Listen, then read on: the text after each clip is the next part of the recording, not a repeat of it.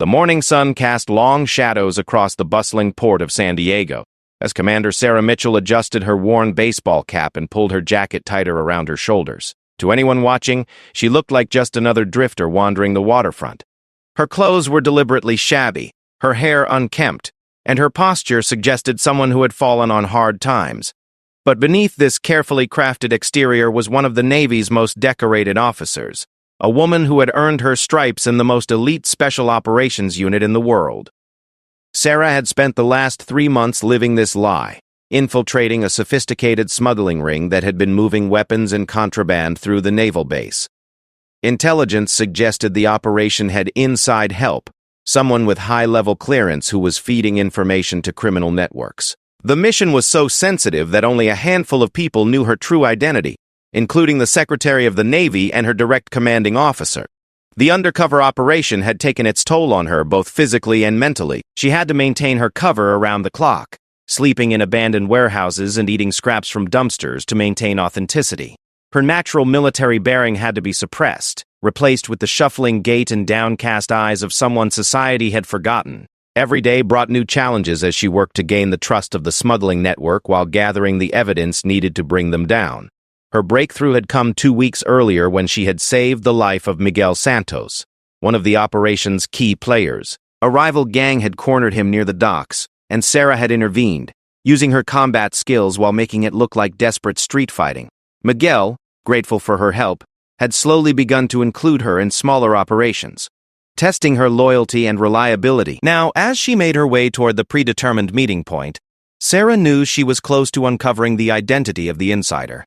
Miguel had mentioned a big shipment coming in that night, one that would require someone with access to the restricted areas of the base. Her heart raced with anticipation, knowing that months of careful work were about to pay off. The meeting was set to take place in an abandoned shipping container near the edge of the port. As Sarah approached, she could see several figures already gathered there.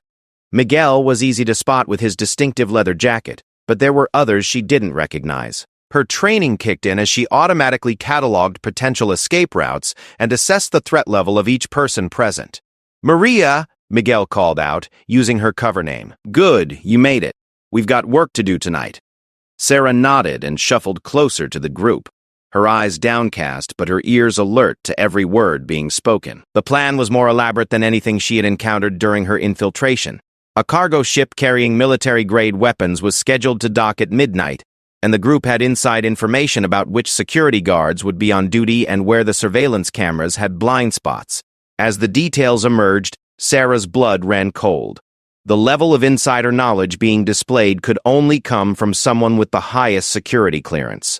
Whoever their contact was had access to classified patrol schedules, security protocols, and even the personal information of naval personnel. This wasn't just smuggling. It was a serious breach of national security that could compromise military operations around the world. The conversation was interrupted by the sound of approaching sirens. Sarah's first instinct was to think their operation had been compromised, but the panic in Miguel's eyes told a different story. "This wasn't part of any plan. Everyone scatter," Miguel hissed. "Something's gone wrong." But before anyone could move, the area was suddenly flooded with spotlights. Police cars surrounded the shipping container from every direction, and heavily armed officers emerged with weapons drawn. Sarah found herself caught in the middle of what appeared to be a massive law enforcement operation. "Nobody move!" came the amplified voice through a megaphone. "You are surrounded. Put your hands where we can see them." Sarah's mind raced as she tried to process what was happening. Had her cover been blown? Was this part of some larger operation she hadn't been informed about? Or had someone else been tracking the smuggling ring independently? As the officers moved in to make arrests, Sarah made a split-second decision. She couldn't break cover now, not when she was so close to identifying the insider. Her mission was too important to abandon, even if it meant being arrested alongside the criminals she had been tracking for months. The next few minutes were chaos as the smugglers were rounded up and placed in handcuffs. Sarah offered no resistance as she was cuffed alongside the others, maintaining her cover as a desperate woman who had gotten involved with the wrong crowd. She would find a way to contact her handler from jail if necessary, but she couldn't risk exposing the operation now. The processing facility was a stark, institutional building that smelled of disinfectant and fear. Sarah found herself in a long line of arrestees, each waiting to be photographed, fingerprinted, and searched before being placed in holding cells. Her cover identity had been carefully constructed with a false background that would hold up to standard law enforcement scrutiny, but she knew that any deep investigation might reveal inconsistencies. As she waited in line, Sarah observed the other officers and staff, looking for any signs that her true identity might be known. The processing seemed routine, with each person being treated according to standard procedures, but she remained alert, knowing that her situation could change at any moment. When her turn came, Sarah was led to a small room where a stern-faced female officer waited behind a metal desk. The woman's badge identified her as Officer Rebecca Torres, and she had the no-nonsense demeanor of someone who had processed countless arrestees over the years. "Name," Officer Torres said without looking up from her paperwork. "Maria Gonzalez," Sarah replied, sticking to her cover identity. The questioning continued with standard inquiries about address, occupation, and next of kin. Sarah had rehearsed these answers countless times, and she delivered them with the appropriate mix of nervousness and defiance that would be expected from someone in her supposed situation. "Any medical conditions or medications we need to know about?" Officer Torres asked. "No, ma'am," Sarah replied. "All right, Maria, you're going to be searched now. It's standard procedure for all arrestees. Do you have anything dangerous on you that we should know about?" Sarah shook her head. She had been careful to carry nothing that could blow her cover, no weapons or identification that could link her to her real identity. Even her few personal possessions were consistent with her cover story. Officer Torres stood and gestured toward a door leading to an adjacent room. "Step through there, please. Officer Johnson will conduct the search." The search room was small and clinical with bright fluorescent lighting that seemed to expose every detail. Officer Johnson was a middle-aged woman with graying hair and tired eyes. She had clearly done this thousands of times before, and she approached the task with professional detachment. "Please remove all your clothing and place it on the table," Officer Johnson instructed matter-of-factly. Sarah complied without protest, carefully removing each item of clothing and placing it where directed. She had prepared for this possibility, knowing that strip searches were standard procedure in many law enforcement facilities. Her body bore the marks of her undercover work, bruises from street fights, calluses from manual labor, and the lean muscle tone of someone who stayed in fighting shape despite her circumstances. Officer Johnson began her examination methodically, checking each piece of clothing for contraband while Sarah stood naked under the harsh fluorescent lights. The humiliation of the situation was something Sarah had trained for, but it still required all of her mental discipline to maintain her composure and stay in character. As Officer Johnson continued her search, Sarah noticed something that made her blood run cold. On the officer's wrist was a distinctive watch, one that she had seen before during her undercover operation. It was the same model that Miguel had shown off just weeks earlier, claiming it was a gift from their inside contact at the naval base. The implications hit Sarah like a physical blow. Officer Johnson wasn't just conducting a routine search. She was potentially the very person Sarah had been trying to identify. The timing of the raid suddenly made sense. Someone had tipped off law enforcement about the meeting, but not to stop the smuggling operation. Instead, they were cleaning house, eliminating potential witnesses who might be able to identify them. Sarah's training took over as she forced herself to remain calm and maintain her cover. She couldn't let on that she had noticed the watch or made the connection. Instead, she had to continue playing the role of Maria Gonzalez while her mind raced through the implications of what she had discovered. The search continued, with Officer Johnson examining Sarah's body for any hidden contraband or tattoos that might indicate gang affiliation. Sarah submitted to the examination while her mind worked frantically to figure out her next move. She was naked and vulnerable in a room with someone who might be a dangerous criminal, but she couldn't break character without potentially destroying months of careful work. "Turn around and bend over," Officer Johnson instructed. Sarah complied, her military training helping her maintain her composure despite the degrading nature of the search. As she assumed the position, she caught a glimpse of Officer Johnson's reflection in a small mirror mounted on the wall. The woman's expression had changed subtly, and there was something in her eyes that seemed more calculating than professional. The examination continued for several more minutes, with Officer Johnson being thorough to the point of excess. Sarah began to suspect that the extended search was intentional, designed to break down her psychological defenses and potentially force her to reveal something about her true identity. Finally, Officer Johnson stepped back and began writing notes on her clipboard. "You can get dressed now," she said without looking up.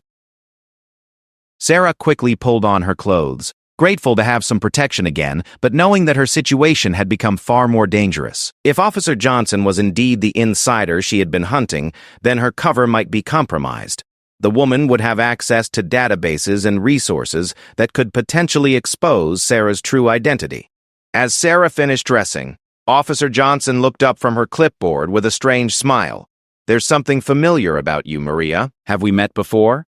Sarah's heart pounded, but she kept her expression neutral. "I don't think so, ma'am. I'd remember meeting a police officer." Officer Johnson studied her for a long moment, her eyes seeming to search for something. Finally, she shrugged and returned to her paperwork. "Must be one of those faces. Happens all the time in this job." But Sarah could see that the woman wasn't convinced. As she was led out of the search room and toward the holding cells, she knew that her mission had entered a new and far more dangerous phase. She was no longer just hunting the insider. She had potentially been identified by her target, and she was now trapped in a facility where that person had significant power and authority. The holding cell was crowded with other arrestees from the raid, including Miguel and several other members of the smuggling ring. Sarah took a seat on one of the metal benches and tried to blend in with the group while her mind raced through possible scenarios and escape plans. Miguel caught her eye and shook his head grimly. "Someone set us up," he muttered. "This whole thing was a trap." Sarah nodded in agreement, knowing that he was right, but for reasons he couldn't possibly understand. The trap had been set, but not for the smuggling ring. It had been set for her, and she had walked right into it. Now she had to find a way to turn the situation to her advantage before Officer Johnson could confirm her suspicions and potentially silence her permanently. As the hours passed in the holding cell, Sarah maintained her cover while carefully observing everything around her. She memorized the faces of the guards, noted the timing of their rounds, and cataloged every detail about the facility's layout and security procedures.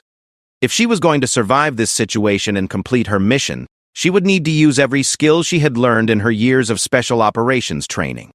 The other prisoners gradually settled into an uneasy sleep as the night wore on, but Sarah remained alert. She knew that her most dangerous moments might come when her guard was down, and she couldn't afford to be caught off balance. Officer Johnson had the advantage of operating on her home territory, but Sarah had something more valuable, the element of surprise. Johnson might suspect something, but she couldn't be certain of Sarah's true identity without taking risks that could expose her own criminal activities. As dawn approached, Sarah began to formulate a plan. She needed to get word to her handlers about what she had discovered, but she also needed to gather more evidence about Officer Johnson's involvement in the smuggling operation. The watch was circumstantial evidence at best, and she would need something more concrete to build a case that would hold up in court. The sound of approaching footsteps broke Sarah from her thoughts. Officer Johnson was walking down the hallway toward the holding cells, and she was heading directly for Sarah's location. Officer Johnson stopped in front of the holding cell and gestured for Sarah to come forward. "Maria Gonzalez, you're being transferred for additional questioning," she announced to the other prisoners, but her eyes never left Sarah's face. Sarah stood slowly, maintaining the posture of someone who was tired and defeated rather than alert and ready for action. As she approached the cell door, she could see the calculation in Officer Johnson's expression. This wasn't a routine transfer. "Hands behind your back," Johnson ordered, producing a pair of handcuffs. Sarah complied, allowing herself to be cuffed while her mind raced through possibilities. Being separated from the other prisoners could be either an opportunity or a death trap, depending on Johnson's true intentions. The facility was busy with the morning shift change, which could provide cover for either escape or elimination. As they walked through the corridors, Sarah memorized every turn and every door. The building was older than she had initially thought, with multiple levels and what appeared to be several sections that were currently unused. If she needed to disappear or find an alternative way out, these details could be crucial. Officer Johnson led her to an elevator and pressed the button for the basement level. Sarah's training had taught her that interrogation rooms in basements were often chosen for their soundproofing qualities, which could be used for both legitimate questioning and more sinister purposes. "You know, Maria," Johnson said as they descended, "I've been thinking about our conversation last night. There's something about you that doesn't add up." Sarah kept her expression neutral. "I don't know what you mean, ma'am. I told you everything during processing." "Did you?" Johnson's smile was cold. "Because I've been in this business for 15 years, and I've developed a pretty good sense for when someone isn't who they claim to be." The elevator doors opened to reveal a dimly lit basement corridor lined with doors. Johnson guided Sarah toward a room at the far end, past several other rooms that appeared to be storage areas or unused offices. The isolation of the location wasn't lost on Sarah. They were far from any potential witnesses or help. The interrogation room was sterile and windowless, with a metal table and 2 chairs. A single camera mounted in the corner appeared to be the only source of surveillance. But Sarah noticed that its power light wasn't illuminated. Either it was turned off, or it was malfunctioning. Johnson removed Sarah's handcuffs and gestured for her to sit in the chair facing away from the door. It was a classic intimidation tactic, designed to make the subject feel trapped and vulnerable. Sarah took the seat as directed, but her enhanced peripheral vision and hearing remained alert to any movement behind her. "Let's start with something simple," Johnson said, taking the opposite chair. "How long have you been living on the streets?" Sarah had rehearsed this backstory countless times. "About 8 months. Lost my job at the restaurant, couldn't make rent, ended up sleeping rough." "And before that? Where did you work?" "Rosa's Kitchen on 5th Street. Waited tables and helped in the kitchen." Johnson made notes on a pad while asking follow-up questions about Sarah's supposed employment history. The questions seemed routine at first, but Sarah began to notice a pattern. Johnson was asking about specific details that wouldn't normally be relevant to a smuggling case. Details about physical conditioning, travel history, and background that seemed designed to probe for military experience. "You're in pretty good shape for someone who's been living on the streets," Johnson observed, studying Sarah carefully. "I try to stay active. There's a gym downtown that lets people shower for $5. Sometimes I work out there." "What kind of workouts?" Sarah hesitated for a fraction of a second, realizing the trap in the question. Most homeless individuals wouldn't have access to structured fitness routines, and any detailed knowledge of military-style training could blow her cover. Just basic stuff. Push-ups, running, nothing fancy. Johnson leaned back in her chair, her expression becoming more predatory. "You know what's interesting, Maria? I ran your fingerprints through our database this morning." Sarah's blood went cold, but she kept her expression puzzled rather than panicked. "Okay? No hits. Clean as a whistle. Now, that's unusual for someone who's been living rough for 8 months. Most people in your situation have at least some kind of record. Trespassing, public intoxication, petty theft. But you, nothing." "I guess I've been lucky," Sarah replied, knowing that her cover identity had been carefully constructed to avoid criminal records while still being believable. "Or careful," Johnson suggested. "Very, very careful. The kind of careful that suggests professional training." Sarah realized that the interrogation had moved beyond fishing for information. Johnson was testing a specific theory, and she was getting uncomfortably close to the truth. The question was whether she had enough evidence to act on her suspicions or if she was still probing. "I don't understand what you're getting at," Sarah said, maintaining her confused civilian act. Johnson stood up and began pacing around the small room. "Let me tell you what I think, Maria. I think you're not who you claim to be. I think you've been running some kind of operation, and last night's raid caught you in the middle of it." "What kind of operation?" "I was just trying to make some money." Miguel said he had work. "Military operation." The words hung in the air between them like a challenge. Sarah felt every muscle in her body tense, ready for action. But she forced herself to maintain her confused expression. "Military? Ma'am, I don't know anything about the military. I've never even been near a base."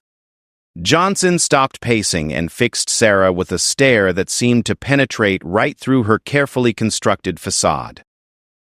"Really? Because I think you're military intelligence. I think you've been running an undercover operation to investigate the smuggling ring, and I think you're a lot more dangerous than you look." Sarah's mind raced through response options. Complete denial was becoming less credible as Johnson's accusations became more specific. But confirmation would potentially end not just her mission, But her life, that's crazy, she said, adding a slight tremor to her voice. Why would you think that? Because 15 minutes after you were arrested, I got a very interesting phone call. Someone very high up the food chain wants to know about a woman matching your description who was taken into custody last night. They didn't use the name Maria Gonzalez. Sarah's stomach dropped. If Johnson was telling the truth, then someone in the chain of command had compromised the operation. Either her handlers were trying to extract her, or there was another leak that had exposed her mission. I don't know what you're talking about, Sarah insisted, but she could see from Johnson's expression that the woman wasn't buying it anymore. Johnson returned to her chair and leaned forward across the table. Here's what's going to happen, Maria, or whatever your real name is. You're going to tell me exactly who you are and what you know about our operation. In exchange, I might let you live long enough to see tomorrow. The threat was explicit now, confirming Sarah's suspicions about Johnson's involvement in the criminal network, but it also revealed something else. Johnson was acting alone, or with very limited backup. If she had official support for her actions, she wouldn't need to make personal threats. I still don't understand, Sarah said, playing for time while she assessed her options. Johnson reached into her jacket and produced a small pistol, which she placed on the table between them. Let me make this clearer. I know you're some kind of federal agent. I know you've been infiltrating our network. And I know that if you walk out of here alive, a lot of people are going to prison. Sarah stared at the weapon while calculating distances and angles. Johnson was about 6 feet away, with the table between them. The gun was closer to Johnson, but still within reach if Sarah could move fast enough. The door behind her was closed, but probably unlocked. So here's the deal, Johnson continued. You tell me who you really are, who you're working for, and what evidence you've gathered. Do that, and I'll make your death quick and clean. Refuse, and things get a lot more unpleasant. Sarah realized that her cover was blown beyond repair. Johnson might not know her specific identity or rank, but she knew enough to be dangerous. The question now was whether to continue the charade or shift to a different strategy. All right, Sarah said slowly, making her decision. You're right. I'm not Maria Gonzalez.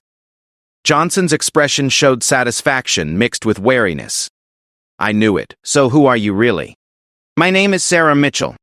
I'm a detective with the San Diego Police Department, working undercover to investigate the smuggling ring. It was a partial truth wrapped in misdirection. Sarah was gambling that Johnson would buy the story of a local law enforcement operation, rather than suspecting federal involvement. Johnson frowned, clearly not expecting this answer. SDPD? That doesn't make sense. Why wouldn't we have been briefed about an undercover operation in our jurisdiction? Because someone in your department is feeding information to the criminals, Sarah replied, sticking to her new story. My captain didn't know who could be trusted. The irony of the statement wasn't lost on either of them. Johnson studied Sarah's face carefully, trying to determine if this new version of events was any more truthful than the first. Prove it, Johnson demanded. Sarah had prepared for this possibility during her mission planning. Every deep undercover operative had multiple backup identities and stories, each designed to provide plausible explanations for their presence while protecting the true nature of their mission. My badge and ID are in a safety deposit box at First National Bank. Box number 247. The key is taped under the sink in the apartment I've been using as a safe house. Johnson made notes about the locations while Sarah provided additional details about her supposed SDPD cover story. The information was detailed enough to be convincing, but would require significant time and resources to verify completely. What have you learned about our operation? Johnson asked. Sarah knew she was walking a dangerous line. She needed to provide enough information to seem credible while not revealing the full extent of her intelligence gathering or her suspicions about Johnson herself.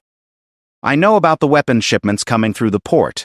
I know you have someone inside the naval base providing security information. I know the operation is bigger than just Miguel's crew. Johnson's expression darkened. How much bigger? Big enough to involve law enforcement personnel with access to arrest records and evidence processing. It was a calculated risk, directly accusing Johnson without being specific enough to prove she had evidence. Johnson's reaction would tell Sarah everything she needed to know about the woman's level of involvement. Johnson's hand moved closer to the pistol on the table. That's a very serious accusation, Detective Mitchell. The raid last night was too perfectly timed to be coincidental. Someone with inside knowledge set it up to eliminate potential witnesses. And you think that someone is me? Sarah met Johnson's gaze directly. I think someone in this facility is involved. Whether it's you or someone else, I don't know yet. Johnson picked up the pistol and checked to make sure it was loaded. Well, Detective, I'm afraid you've learned too much for your own good. Sarah tensed, ready to move, but Johnson held up a hand. Relax. I'm not going to shoot you here. Too messy, and the walls aren't thick enough to muffle gunshots completely. Instead, Johnson stood and moved toward the door. We're going to take a little trip. There's a more private location where we can finish this conversation without interruption. Sarah knew that leaving this room would significantly reduce her chances of survival. Once Johnson got her to a secondary location, the woman would have complete control of the situation and no constraints on her actions. Where are we going? Sarah asked, stalling for time. Someplace quiet where nobody will find your body for a very long time. Johnson opened the door and gestured for Sarah to move. As Sarah stood up, she made her decision. She couldn't allow herself to be transported to a kill site, which meant she had to act now despite the unfavorable circumstances. As she walked toward the door, Sarah stumbled slightly, catching herself against the table and palming a pen that Johnson had left behind. It wasn't much of a weapon, but in the right hands, any object could be dangerous. Move, Johnson ordered, pressing the pistol against Sarah's back. They walked down the basement corridor toward the elevator, passing several storage rooms and unused offices. Sarah noted each door and window, looking for any opportunity to change the dynamic of the situation. As they waited for the elevator, Sarah could hear activity on the floors above, the normal sounds of a busy law enforcement facility going about its daily business, so close to help, yet completely isolated by the woman holding a gun to her back. The elevator arrived with a soft chime, and Johnson pushed Sarah inside. Basement parking garage, Johnson said, pressing the button. Sarah knew that once they reached Johnson's vehicle, her options would become extremely limited. She had to make her move soon, but the confined space of the elevator wasn't ideal for hand-to-hand combat, especially against an armed opponent. As they descended, Johnson seemed to relax slightly, perhaps thinking that she had complete control of the situation. It was exactly the kind of overconfidence that Sarah had been trained to exploit. You know, Johnson said conversationally, you almost had me fooled with that homeless act. If it wasn't for that phone call, I might never have figured it out. Sarah filed away this information about the mysterious phone call while preparing for action. Who called? Someone who's very interested in making sure certain investigations don't proceed any further. The elevator shuddered slightly as it reached the parking level, and Sarah felt the subtle shift in momentum that indicated they were about to stop. This was her moment. As the doors began to open, Sarah spun around with lightning speed, driving the pen toward Johnson's wrist in an attempt to disarm her. Johnson reacted faster than expected, pulling back just enough to avoid serious injury while maintaining her grip on the pistol. The two women grappled in the small space of the elevator, with Sarah using her special operations training against Johnson's street fighting experience and desperate determination. The gun went off once, the bullet embedding in the elevator wall, before Sarah managed to knock it from Johnson's hand. But Johnson wasn't finished. As the weapon clattered across the floor, she pulled a knife from her belt and slashed at Sarah with vicious efficiency. Sarah barely managed to dodge the blade, feeling it whistle past her face close enough to cut a few strands of hair. The fight spilled out into the parking garage as both women continued to battle for survival. Sarah's military training gave her an advantage in technique, but Johnson's desperation and knowledge of the building's layout made her equally dangerous. They crashed into parked cars and concrete pillars as they fought, with Sarah trying to subdue Johnson without killing her, while Johnson seemed intent on eliminating the threat Sarah represented. Sarah needed Johnson alive to testify about the criminal network, but Johnson clearly had no intention of being taken into custody. Finally, Sarah managed to get behind Johnson and apply a sleeper hold, cutting off the blood flow to Johnson's brain without crushing her windpipe. Johnson struggled frantically for several seconds before finally going limp in Sarah's arms. Sarah quickly checked to make sure Johnson was still breathing before retrieving the pistol and knife. She then used Johnson's own handcuffs to secure the unconscious woman to a concrete support pillar. As Sarah caught her breath and assessed her injuries, she realized that her situation had improved dramatically, but was still far from resolved. She had captured one member of the criminal network, but Johnson's earlier comments suggested that there were others involved, including someone high enough in the command structure to have made that mysterious phone call. Sarah needed to get word to her handlers immediately, but she also needed to be careful about who she trusted. If Johnson was telling the truth about receiving a phone call regarding Sarah's arrest, then the breach in security went beyond a single corrupt police officer. She searched Johnson's pockets and found her cell phone, keys, and wallet. The phone might contain valuable intelligence about the criminal network, but Sarah knew she would need sophisticated technical support to extract that information safely. As she heard footsteps approaching from the stairwell, Sarah had to make a quick decision about how to handle the situation. She could try to escape and contact her handlers from a secure location, or she could reveal her identity to the responding officers and risk further compromise of the mission. The footsteps were getting closer, and Sarah could hear multiple voices. Whatever she decided, she had to do it quickly. Sarah made her decision, just as 3 police officers rounded the corner with weapons drawn. She dropped Johnson's pistol and raised her hands, but maintained a confident posture that suggested authority rather than surrender. "Officers, I need you to listen very carefully," she said in a calm, commanding voice that carried the unmistakable tone of military leadership. "I am Commander Sarah Mitchell, United States Navy. I am conducting a classified undercover operation, and this woman is a suspect in a federal smuggling investigation." The officers exchanged uncertain glances. The lead officer, a sergeant with graying temples, kept his weapon trained on Sarah but didn't approach immediately. "Ma'am, you're going to need to prove that," he said carefully.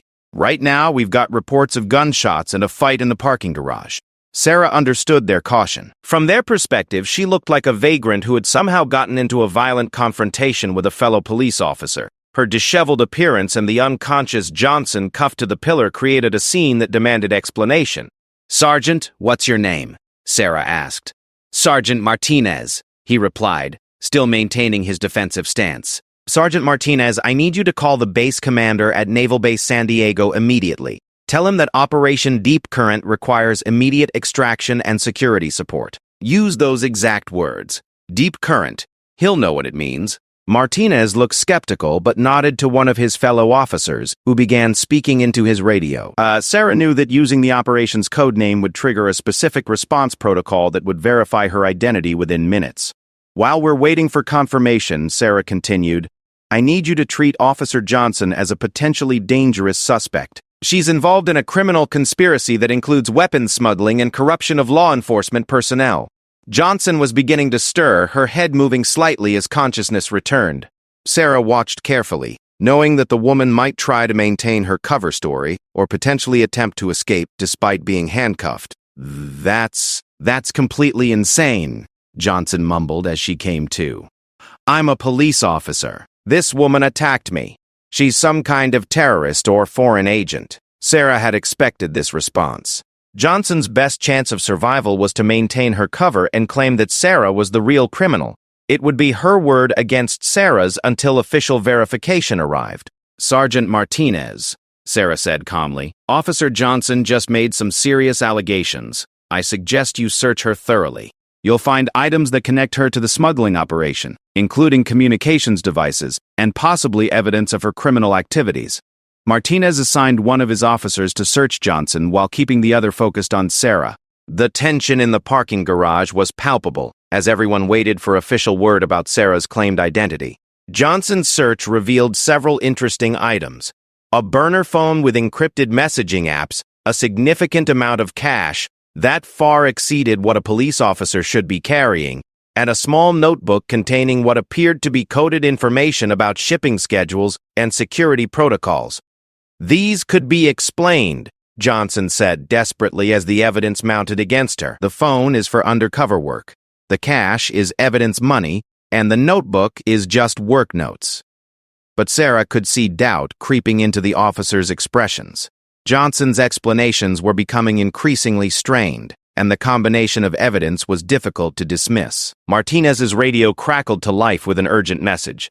"Sergeant Martinez, this is Captain Rodriguez. We've just received orders from Naval Command. You have a high-value military asset in your custody. Maintain security around Commander Mitchell until federal agents arrive to take over the scene. The confirmation hit the officers like a physical blow. They had been treating a Navy SEAL commander like a common criminal, and the implications of that mistake were enormous. "Commander," Martinez said, immediately changing his tone and holstering his weapon. "I apologize for the confusion. We had no way of knowing." Sarah nodded understandingly. "You did exactly what you should have done, Sergeant. When faced with an unclear situation, you secured the scene and sought verification. That's textbook procedure." Johnson's face had gone pale as the reality of her situation became clear. Her cover was blown, her criminal activities were exposed, and she was facing federal charges that could result in life imprisonment or even the death penalty. "This is all a mistake."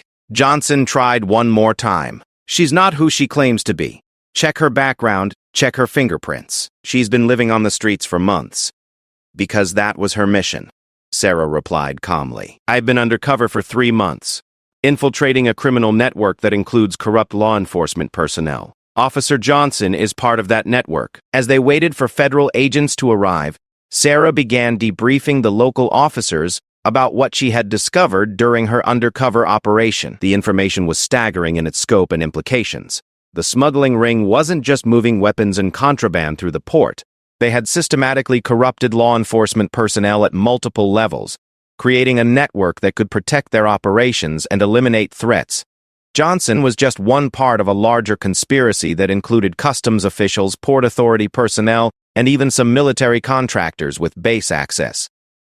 The mysterious phone call Johnson had mentioned was particularly troubling. It suggested that someone high in the command structure was either compromised or being fed information by the criminal network. Sarah's mission had uncovered not just a smuggling operation, but a potential national security threat that reached into the highest levels of law enforcement and military command. 20 minutes later, a convoy of black SUVs arrived at the facility. Federal agents, military police, and what appeared to be naval intelligence personnel quickly secured the area and took control of both Sarah and Johnson. Sarah was relieved to see Commander Patricia Hayes, her direct handler, among the arriving personnel. Hayes was a no-nonsense intelligence officer who had been coordinating Sarah's mission from the beginning.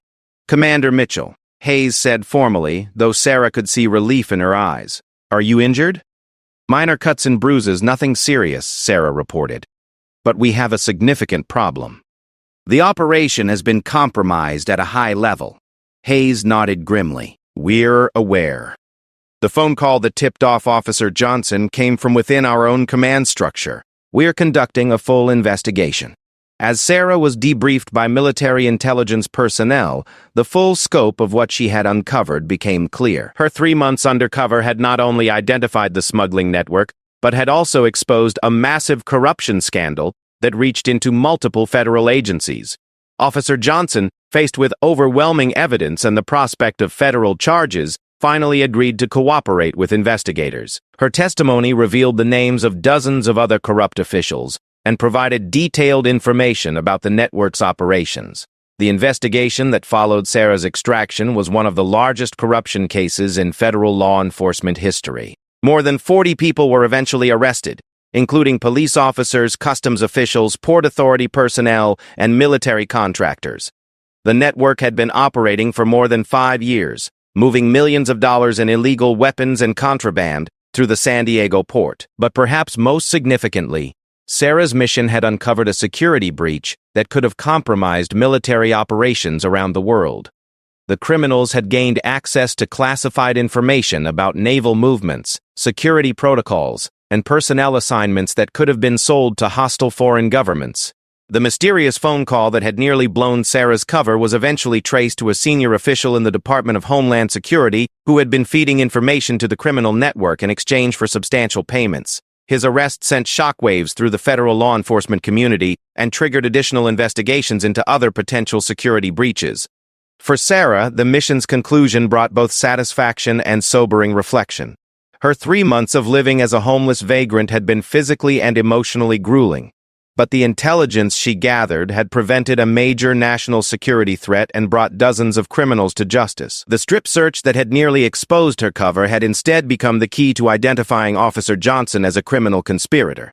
The humiliation and vulnerability she had felt in that moment had been transformed into the leverage she needed to complete her mission successfully.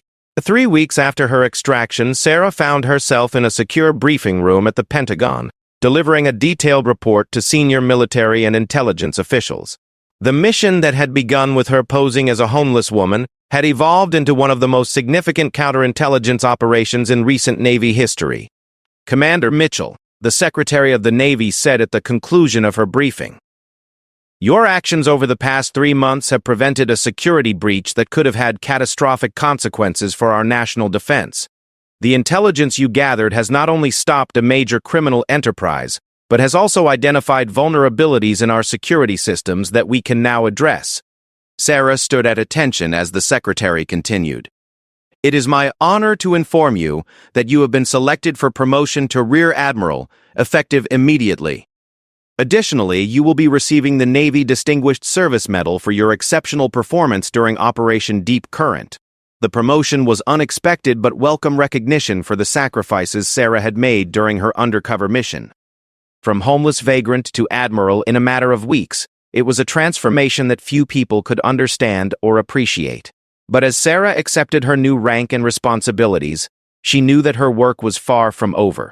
The criminal network she had helped expose was just one example of the threats facing national security in an interconnected world where corruption and criminal activity could compromise even the most secure institutions. The skills she had developed during her years as a Navy SEAL, adaptability, persistence, and the ability to operate in hostile environments, had served her well during her undercover mission. The humiliation of being strip-searched by a corrupt police officer had become a crucial piece of intelligence that helped bring down an entire criminal network. 6 months later, Admiral Sarah Mitchell was assigned to head a new task force, focused on identifying and eliminating corruption within military and law enforcement agencies. Her experience during Operation Deep Current had given her unique insights into how criminal networks could penetrate and compromise official institutions. The task force's first major investigation focused on similar corruption patterns at other naval facilities around the country. Using techniques Sarah had developed during her undercover mission, they identified several other criminal networks that had been operating undetected for years. Officer Rebecca Johnson received a 25-year federal prison sentence for her role in the smuggling operation. During her sentencing hearing, she finally acknowledged the full extent of her criminal activities and expressed remorse for betraying her oath as a law enforcement officer. The Homeland Security official who had made the phone call that nearly compromised Sarah's mission received a life sentence for treason. His access to classified information and willingness to sell it to criminals had created security vulnerabilities that took years to fully assess and address. Miguel Santos, the smuggler who had unknowingly helped Sarah infiltrate the criminal network, cooperated with federal investigators and received a reduced sentence in exchange for his testimony. He later said that he had no idea the homeless woman he had tried to help was actually one of the most highly trained special operations officers in the military. The abandoned shipping container where Sarah had attended her final meeting with the smuggling ring became evidence in dozens of court cases. Forensic investigators found traces of weapons, drugs, and other contraband that helped build cases against multiple defendants. For Sarah, now Admiral Mitchell, the mission represented a defining moment in her military career. The 3 months she had spent living on the streets, enduring hunger, cold, and degradation had tested her in ways that traditional military training never could. The moment when Officer Johnson had ordered her to strip naked for a search had been one of the most vulnerable and potentially dangerous situations of her entire career. Yet it had also provided the intelligence breakthrough that made the entire operation successful. Years later, when asked about the most challenging aspects of her undercover mission, Admiral Mitchell would always mention that strip search as a turning point, not because of the humiliation or vulnerability, but because it had taught her that sometimes the most valuable intelligence could be gathered in the most unexpected circumstances. The watch on Officer Johnson's wrist, the same model that Miguel had mentioned receiving from their inside contact, had been a seemingly insignificant detail that unraveled an entire criminal conspiracy. It reminded Sarah that in intelligence work, no observation was too small to be important. The success of Operation Deep Current led to changes in how the military and law enforcement agencies approached corruption investigations. Sarah's techniques for long-term undercover infiltration became standard training for special operations personnel assigned to counterintelligence missions. The case also highlighted the importance of maintaining operational security at the highest levels of government and military command. The phone call that had nearly blown Sarah's cover served as a stark reminder that security breaches could occur anywhere in the chain of command. Admiral Mitchell's promotion ceremony took place on the deck of the USS Carl Vinson, with hundreds of naval personnel in attendance. As she accepted her new rank, Sarah reflected on the journey that had brought her from the streets of San Diego to the highest levels of military command. The homeless vagrant named Maria Gonzalez had disappeared forever. But the lessons learned during those 3 months would influence Sarah's approach to leadership and national security for the rest of her career. She had proven that sometimes the most effective way to fight crime and corruption was to disappear completely into the shadows and emerge when the enemy least expected it. The strip search that had nearly exposed her mission had instead become the key to one of the most successful counterintelligence operations in Navy history. From that moment of vulnerability and potential discovery had come the intelligence that brought down dozens of criminals and protected national security interests around the world.